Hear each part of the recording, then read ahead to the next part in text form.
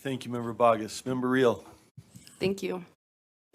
Thank you to leadership and to staff for accommodating this important emergency meeting.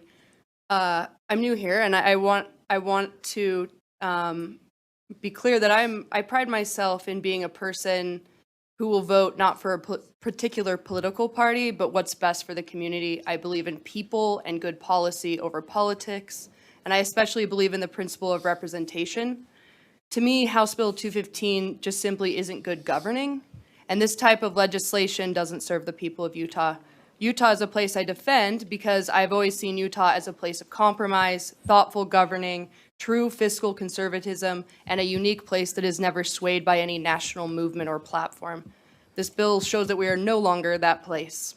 This legislation was purposely sped up without collaboration, without proper assessment, and filled with unrealistic expectations for stakeholders, especially for the Utah education system and our staff. As a teacher, I love analogies, so I'm going to give you one today. I have two passions, public lands and education. So if HB 215 was a public lands bill, let's pretend it was a bill made to siphon water out of the Great Salt Lake. This water would then be handed to a private program manager who distributes the water to private entities. The legislation would also be asking the water to be tracked to every private entity that they distribute it to. The entities, by the way, that are not held under the same standards as the Great Salt Lake Preservation Plan. And this bill would tell those worried about the shrinking lake that moving the water will actually help eliminate drought.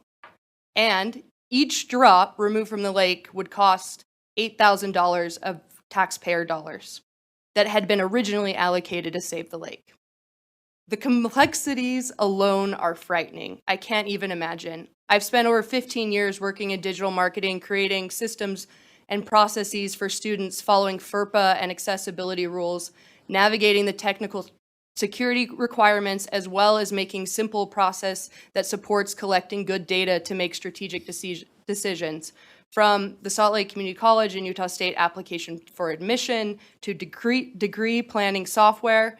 And I cannot imagine the technological task to create this system, a system that is tracking tax dollars and requires transparency.